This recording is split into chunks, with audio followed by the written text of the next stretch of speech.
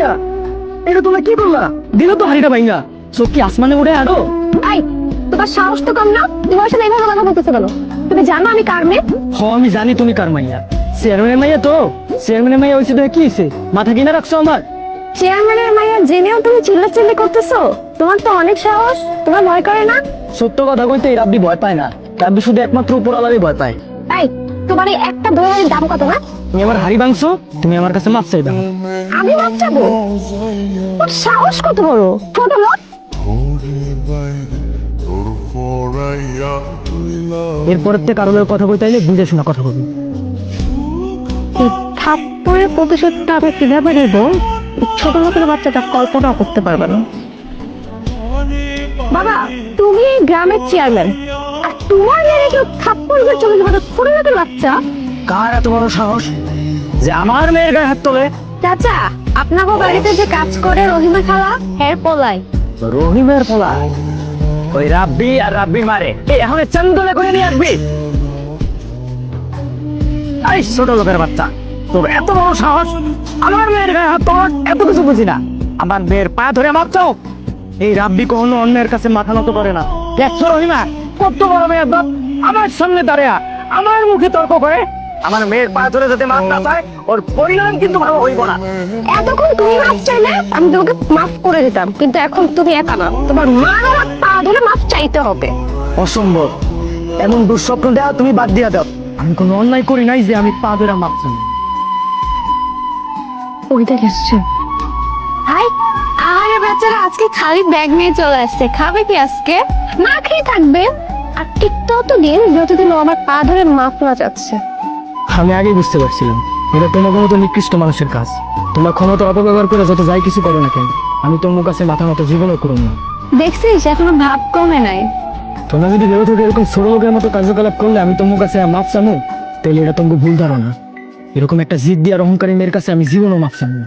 আচ্ছা, তাহলে তুইও শুনে রাখ, আমিও চেয়ারম্যানের জিদ দিনি। আমি দেখে নেবো যে কতদিন না খেয়ে থাকতে পারিস আর কতদিন আমার কাছে ক্ষমা না চেয়ে থাকতে পারিস। যাও। আরে করিম চাচা, তুমি দিয়ে কামে যেতেছো গা?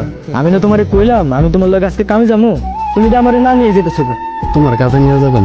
কেন কামে নেওয়া যাবো না? চেয়ারম্যান চাচা নিষেধ আছে, আমরা গরিব মানুষ, ওনার কথা অমান্য করলে আমি সমস্যা হবে। আরে করিম চাচা, তুমি আমার কথাটা তো শুনবা। আমার শোনা নেই বাবা, আমার তাড়াতাড়ি যাইতে হবে। এই দুনিয়াতে সত্য কথার কোনো দাম নাই। আমিও দেখালাম ওই চেয়ারম্যানের মাইয়া আর চেয়ারম্যান কতদিন এরকম অত্যাচার চালাই যেতে পারে। আমি জানি বাজান, তুই কোনো অন্যায় করিস নাই, কিন্তু আমরা গরিব মানুষ, আমগো সবসময় অন্যায় হয়। বাজান চল না, জিদ না কইরা চেয়ারম্যানের মাইন্ডের কাছে যা মাপসা, তো আমগো সবকিছু ঠিক হয়ে গেছে। ঠিক আছে মা, তোমার কথা মতো দেবো। আজকে আমি অন্যায় না কইরাও অন্যের কাছে মাথা নত কইরা আনবো। চেয়ারম্যান সাহেব, আমার পোলা ওর ভুল বুঝতে পারছে। বাবা দেখছো, সেদিন অনেক বড় বড় কথা বলে চলে গেছিল, আর আজকে নিজেই এসে আমার কাছে মাফ চাইতে। ঠিক আছে, সমস্যা নাই।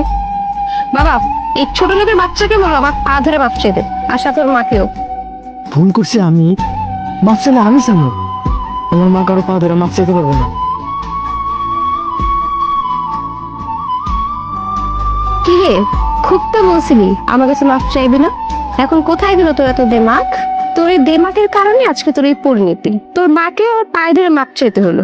সেদিন যদি আমার কথাটা এটা শুনতি, তাহলে আজকে তোর এই অবস্থা হইতো না। শোনেন, আপনার কিছু কথা কই। আপনার তো মা নাই, তার মায়ের অসম্মানের কষ্ট কি জিনিস সেটা আপনি বুঝবেন না। আপনি যদি মায়ের ভালোবাসা, মায়ের সম্মান কি জিনিস সেটা বুঝতেন, তাহলে আমার মারে দিয়ে আপনি আপনার পা ধরাইতেন না।